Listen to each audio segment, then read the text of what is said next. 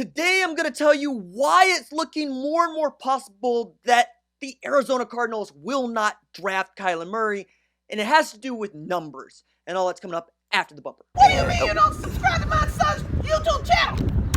Mama, no! Just snap the damn ball, RJ. What's up, kinfolk? It's RJ Young. I am not on a step mill. Consider hitting the like and subscribe button because I upload a video every single day.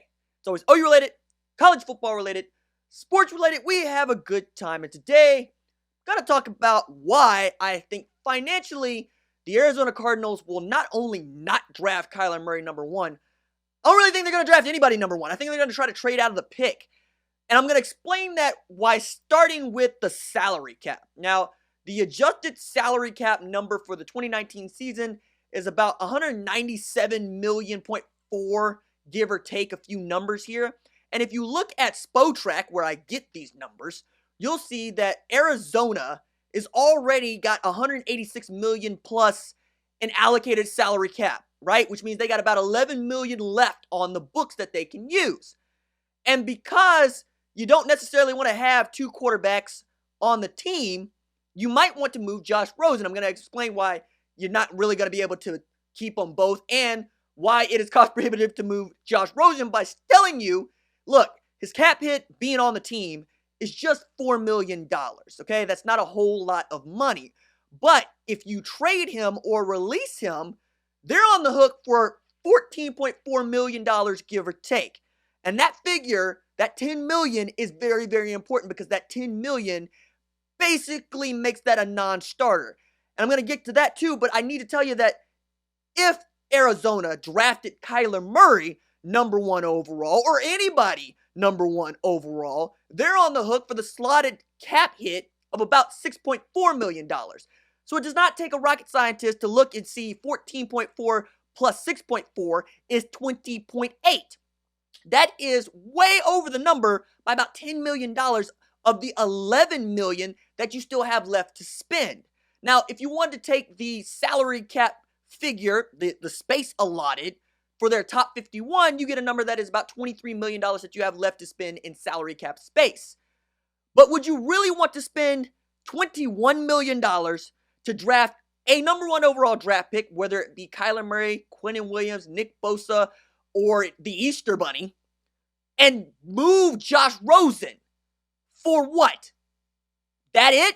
You're not going to need to shore up your offensive line. You're not going to need to shore up your wide receivers. And even if you did want to move Josh Rosen, you're going to move him for what? More picks. Or for players in the league who come with their own salaries that you have to be paid. So you don't give yourself any sort of wiggle room because there is no such thing as a luxury tax in the NFL. It is a hard cap, meaning nobody can go over it like you could in the NBA, right? Where the luxury tax is a thing and people take advantage of it.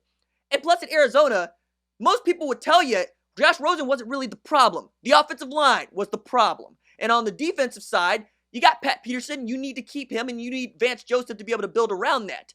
But I also don't necessarily think that you're going to be able to take that dude that you need to build around at number one. You're going to need to trade down to a figure that you're much more comfortable with and try to make this work with the $11 million that you still have for your whole team, or for the $23 million that you think you're going to have to pay to your top 51 guys, because after that 51 total, you got dudes that you could probably release without much of a penalty at all. So if you're Arizona or Steve Keim or Cliff Kingsbury, and you know that you're going to hem yourself up good and tight by drafting Kyler Murray or anybody else at number one, you're probably going to think about trading down.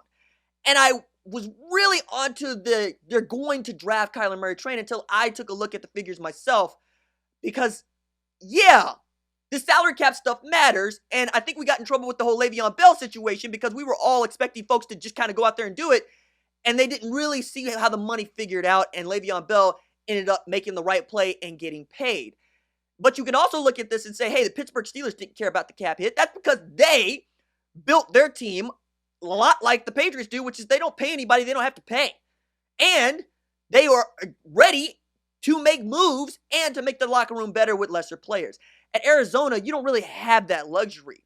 As a matter of fact, you want a guy like Kyler Murray or Quinnen Williams or Nick Bosa so you can sell him to make some more money. But in the NFL, where you got the hard cap, you have to play by the same rules as everybody else, which is to say that if you're the Patriots, you feel great about the cap. And you're probably, I think there's $700,000 in dead money that they have to pay, something stupid, because Bill Belichick doesn't care about paying people their money.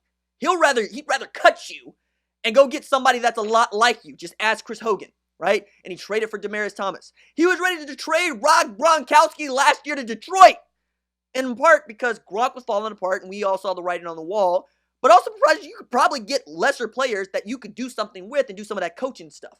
And that's why the whole Arizona strategy is kind of fraught. If you're Steve Keim, you're in a bind either way as the general manager here, man. Ownerships, they can fire you at any time.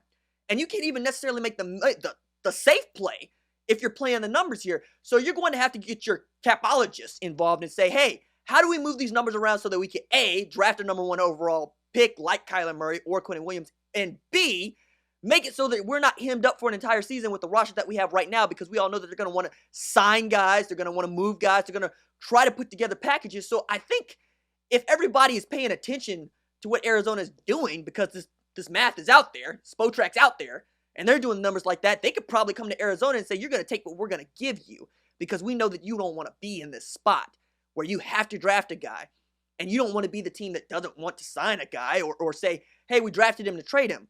Because at this point, it might be in their best interest to try to draft that guy and then trade him and sign, kind of like what we saw with Trae Young and Luka Doncic, where they made, the decision to, you draft that guy, we'll trade you for the other guy that we want to make it work for us.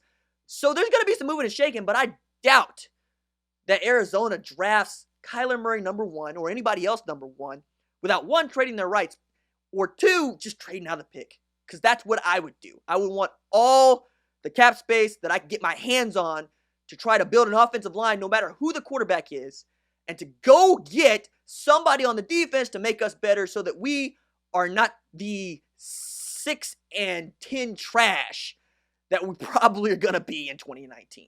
All right, that's it for me. Doses.